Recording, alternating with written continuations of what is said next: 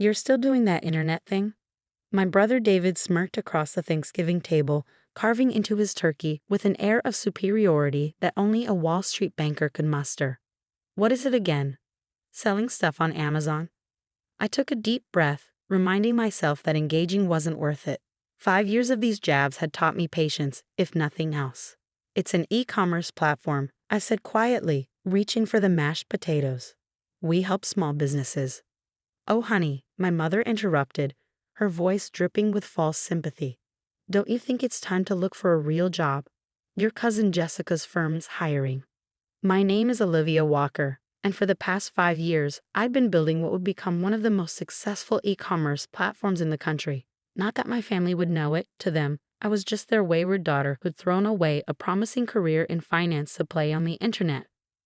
Mom, I started, but my father cut me off with a wave of his hand. Enough, Olivia. This little hobby of yours has gone on long enough. You're 30 years old. It's time to grow up and join the real world.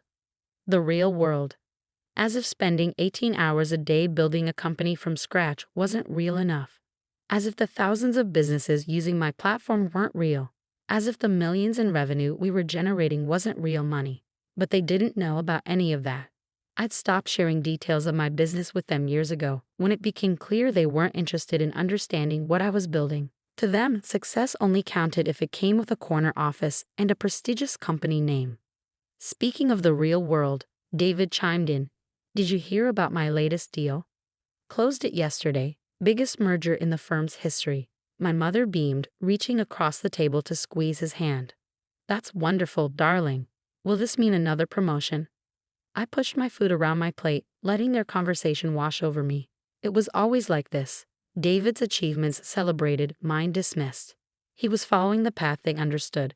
Prestigious college, Wall Street job, steady climb up the corporate ladder. I dared to do something different, and in their eyes that made me a failure. Later that evening, as I helped my mother clean up in the kitchen, she tried again. Olivia, sweetheart, I'm just worried about you. All this time alone, staring at computer screens. It's not healthy. I scrubbed a pan with more force than necessary. I'm not alone, Mom. I have a team now, 20 people actually. She paused, dish towel suspended midair. You have employees? Yes, I said, keeping my voice level. We moved into a real office space last month. For a moment, I saw a flicker of interest in her eyes. But it quickly disappeared. Well, that must be expensive. Are you sure you're not getting in over your head? And there it was, the constant doubt, the assumption that I couldn't possibly know what I was doing. I'd stopped telling them about my successes because their response was always the same. Concern, skepticism, and thinly veiled disapproval. I'm managing fine, I said shortly, putting the last dish in the drying rack. I should get going. Early meeting tomorrow. Meeting? My father scoffed from the doorway. With your computer? I grabbed my coat and purse, fighting back the urge to tell him exactly who my meeting was with, one of the largest venture capital firms in Silicon Valley. But what was the point? They'd made up their minds about my hobby long ago. The drive home gave me time to decompress, to shake off the weight of their disapproval. My phone buzzed with a text from my best friend and COO, Maya. How was the family inquisition? I smiled despite myself. Same as always. David's a genius, I'm wasting my life. You know, the usual. If they only knew, she replied. Can't wait to see their faces when the news breaks. Ah yes, the news. The thing I'd been sitting on for weeks now, wanting to tell my family but knowing they wouldn't understand its significance. The Forbes article was scheduled to come out in less than a month, featuring our company in their annual 30 Under 30 list. But it wasn't just that. They were doing a full profile on our Me2Work rise in the e-commerce space. I pulled into my driveway, my modern townhouse a stark contrast to the modest suburban home I just left. Another sign of success I kept quiet about. My family still thought I lived in my starter apartment, barely making ends meet. Inside, I kicked off my heels and settled onto my couch, opening my laptop to check the day's numbers. Even on Thanksgiving, our platform never slept. The dashboard showed over $500,000 in transactions processed just today, a slow day given the holiday. 5 years ago, this had all been a dream. I was working 60-hour weeks at a prestigious financial firm, doing exactly what my parents wanted, and feeling completely unfulfilled. The idea for my platform came from watching small business owners struggle with online sales. They needed something simpler, more intuitive, more integrated than what was available. I started building it nights and weekends, learning to code through online courses, piecing together the foundation of what would become Walker Commerce. When I quit my job to pursue it full-time, my family thought I was having a mental breakdown. "She's throwing away everything she's worked for," I overheard my mother telling her friends. And for what? Some website. Those early days were brutal. Living on savings, working from my tiny apartment, dealing with endless technical challenges and skeptical potential clients. But slowly, steadily, it started to work. Small businesses signed up. The platform grew. Revenue started trickling in. I hired Maya first, my old college roommate who'd been quietly cheering me on from the beginning. She left her corporate job to join me, believing in my vision when even I had doubts. Together, we refined the platform, expanded our services, and started building a real company. My phone buzzed again. An email from our lead developer about a new feature launch. I responded quickly, then noticed another message from our PR team about the upcoming Forbes piece. They wanted to schedule a photo shoot next week. A photo shoot for Forbes magazine. Sometimes it still felt surreal. The next morning, I was in our office early as usual. The space was modern and open, with exposed brick walls and huge windows. A far cry from the corporate cubicles my family thought represented success. Our team would be in later, but I liked these quiet moments to focus on strategy. "You're here early," Maya said, walking in with 2 cups of coffee. She handed me one, settling into the chair across from my desk. Still recovering from family fun. I took a grateful sip, just the usual drama. Dad asked if I was still doing that internet thing. Maya rolled her eyes. "As opposed to what he's doing, running the same insurance agency his father started 50 years ago. "Hey," I protested weakly, "that's a real business." "Right," she laughed, "because helping thousands of small businesses succeed isn't real enough." She had a point. Our platform had processed over $100 million in transactions last month alone. We'd helped countless small businesses survive and thrive during the pandemic by giving them easy access to online sales. Our latest valuation put us at just over $500 million. But try explaining that to people who thought success meant wearing a suit and sitting in meetings all day. "The Forbes piece comes out in 3 weeks, Maya reminded me. "Have you decided how you're going to tell them?" I sighed, leaning back in my chair. "I was thinking of just letting them find out when it publishes. Is that petty? After 5 years of them dismissing everything you've built?" "No, it's not petty. It's karma." Our conversation was interrupted by the arrival of our development team, eager to show us the latest platform updates. Soon the office was buzzing with activity. Designers collaborating on user interface improvements, customer service reps helping clients optimize their stores, marketing team members planning our next campaign. This was my real world. A thriving company built from nothing but an idea and relentless determination. Every person here believed in what we were doing, understood the vision I had from the beginning. Unlike my family, they didn't need to see my name in Forbes to know we were building something extraordinary. Later that afternoon, I had a video call with our newest board member, a veteran tech entrepreneur who'd invested in our latest funding round. "The numbers look fantastic," he said, reviewing our monthly report. "You've built something remarkable here, Olivia. Not many founders can scale this fast while maintaining such strong fundamentals." I smiled, remembering my father's dismissive comments about my little hobby. "Thank you," I said. "We're just getting started." Indeed, the Forbes piece should help with visibility. Have you thought about how this might change things? I had thought about it, probably more than I should have. The article wouldn't just announce our inclusion in the 30 under 30 list. It would detail our growth, our valuation, our impact on the e-commerce landscape. It would make public everything I kept quiet about for years. "I'm prepared for the attention," I assured him. "We've got a solid PR strategy in place." What I didn't say was that I was more concerned about my family's reaction than any public scrutiny. How would they handle learning that their failing daughter had built a $500 million company right under their noses? That evening, as I worked late in my office, my mother called. I almost let it go to voicemail, but guilt won out. "Hi, Mom." "Olivia, honey, I've been thinking about what we discussed yesterday, she began, her voice taking on that careful tone she used when she thought she was being helpful. Jessica's firm really would be perfect for you. They even offer great benefits. I pinched the bridge of my nose, staring at the multiple monitors on my desk displaying our platform's real-time analytics. Over 10,000 transactions have been processed just in the time since she'd started talking. Mom, I appreciate the thought, but I'm not looking for a job. My business is doing well. But is it stable? Do you have health insurance? A retirement plan? These are important things, Olivia.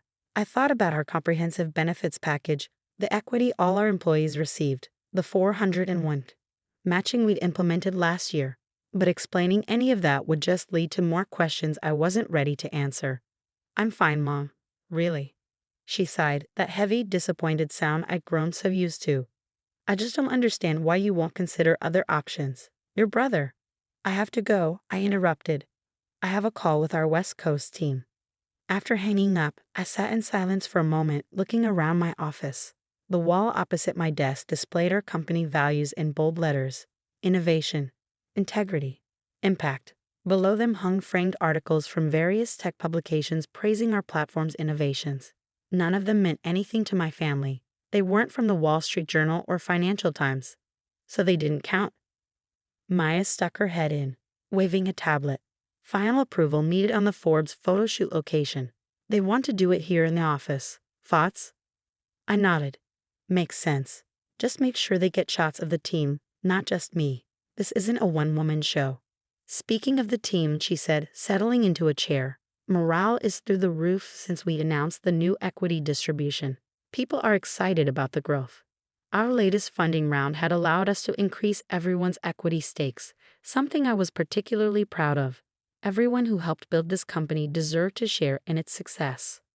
That's good, I said, then hesitated. Maya, am I being childish about my family? Should I just tell them everything? She considered this for a moment. Remember when you first started and they told you it was just a phase? That you'd come crawling back to your real job within 6 months? I nodded. And remember when you landed your first major client and they said it was just luck? That you couldn't build a sustainable business on the internet? Yes. And remember last Thanksgiving, when your brother literally patted you on the head and said maybe you could help him build a website for his dog's Instagram? I couldn't help but laugh at that memory. Okay, I get your point. They've had 5 years to take an interest in what you're building, to ask real questions, to understand why you believed in this so much. They chose not to. Let them find out with everyone else. She was right, of course. My family's dismissal of my work wasn't just about lack of understanding, it was about lack of respect. They decided early on that my path wasn't valid, that success only counted if it followed their predetermined script. Well, they were about to learn just how wrong they'd been. The morning the Forbes article was scheduled to go live, I sat in my office, staring at my phone. 3 weeks had passed since Thanksgiving, and my family remained blissfully unaware of what was coming. I declined their weekly dinner invitations, citing work commitments, which wasn't entirely untrue. Preparing for the publicity around the Forbes piece had kept us all busy. It's live, Maya announced, bursting into my office with her tablet. And it's, wow. I took the tablet from her, my heart racing as I read the headline. The Future of E-Commerce. How Olivia Walker Built a $500 million empire from Her Apartment. The article was everything our PR team had hoped for and more.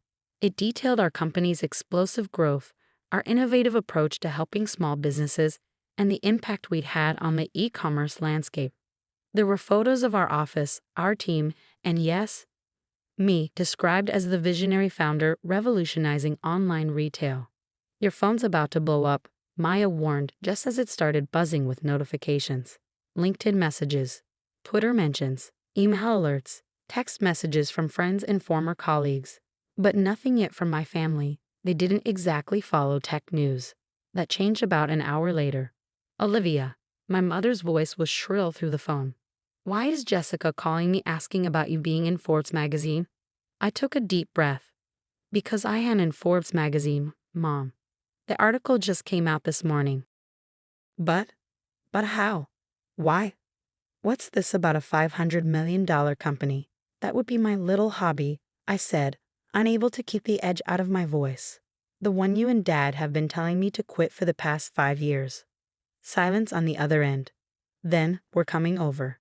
To your office. Right now. Mom, I have meetings. Cancel them, she interrupted. Your father and I, we need to see this for ourselves. I looked at my calendar, back-to-back calls with investors and partners interested in the Forbes coverage. I can't just cancel everything. I'm running a company, remember. Please, Olivia, her voice softened. We need to understand. I sighed, signaling to Maya through the glass wall of my office. She nodded, already understanding what I needed. Fine. Come at 2. I'll have my assistant send you the address. Assistant, my mother squeaked, but I'd already hung up. Maya stuck her head in. Family drama incoming. They're coming here at 2. Can you? Already rescheduling your afternoon, she finished. Want me to warn the team? I nodded. Our employees knew bits and pieces about my family situation. It was hard to hide when we all worked so closely together. Just let them know we'll have visitors. The next few hours were a blur of calls and emails, responding to the wave of interest generated by the Forbes piece.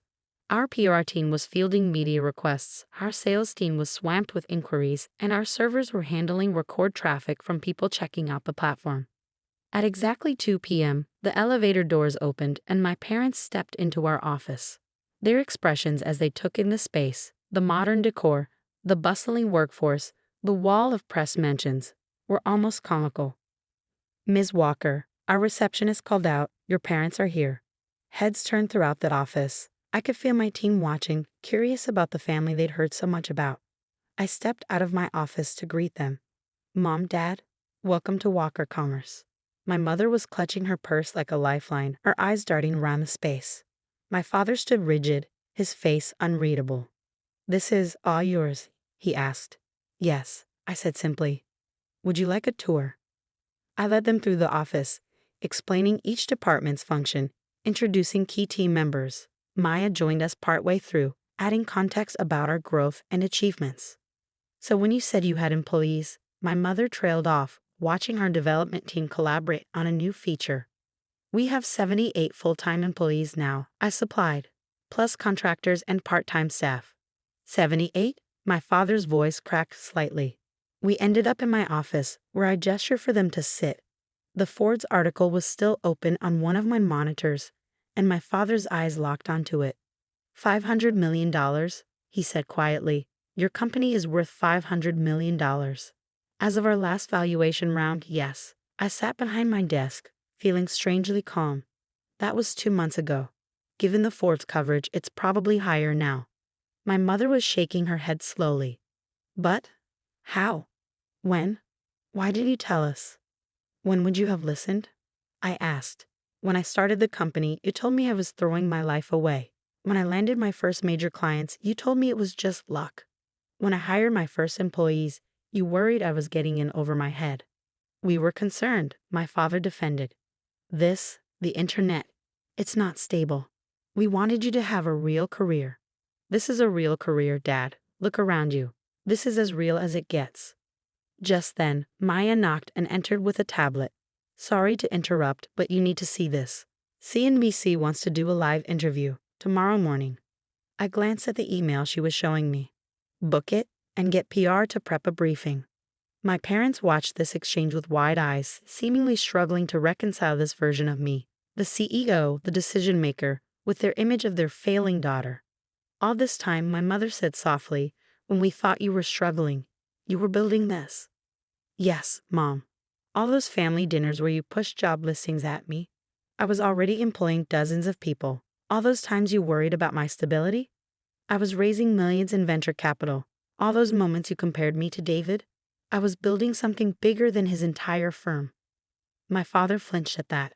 Olivia, you didn't believe in me, I finished. You didn't even try to understand what I was doing. You just decided I was failing because I chose a different path. That's not fair, he protested. We wanted to protect you.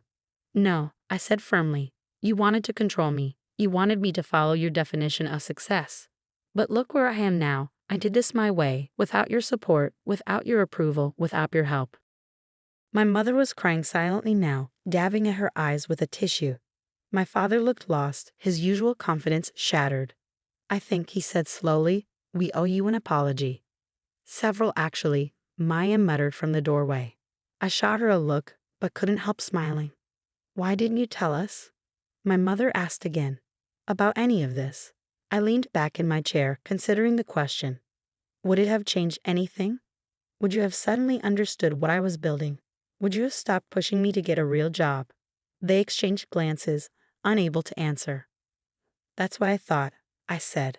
I stopped telling you about my successes because you'd already decided I was failing. Nothing I said would have changed your minds until something like this. I gestured to the Forbes article, forced you to see the truth. Just then, my phone buzzed with another notification.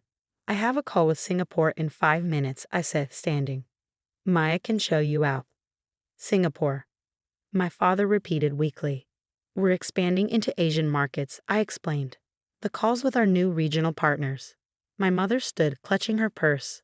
Olivia, please, can we have dinner tonight? As a family?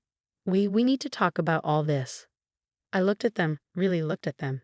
My father, who'd spent years telling me I was wasting my potential. My mother, who'd worried I was throwing my life away. They looked smaller somehow, their certainty about the world and their place in it shaken. I can't tonight, I said. We're having a company celebration for the Forbes piece, but maybe this weekend. They nodded, accepting this small concession. As they turned to leave, my father paused at the door. We were wrong, he said quietly, about everything. I hope you can forgive us. After they left, Maya returned to my office. Well, that was intense. I laughed, but it came out shaky. 5 years of dismissal and doubt, ended by one magazine article. Not just any article, she corrected. A Forbes profile about the $500 million company their failing daughter built while they weren't paying attention.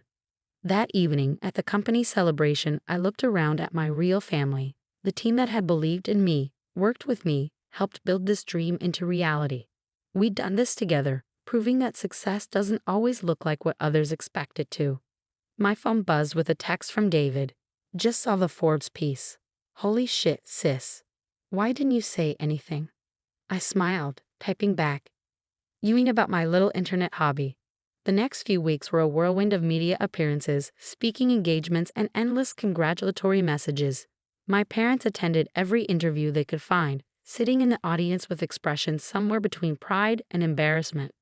At the first family dinner after the Forbes reveal, the dynamic was completely different. Gone were the job suggestions and worried looks. Instead, they asked real questions about the business, actually listening to my answers. I still can't believe it, my mother said, passing the salad. All this time when you thought I was failing. I finished. Maybe that's the lesson here. Success doesn't always look the way you expect it to. David, who'd flown in specially for the dinner, shook his head. I feel like such an idiot. All those times I made fun of your website. You were an idiot, I agreed cheerfully. But at least you admit it now. My father cleared his throat.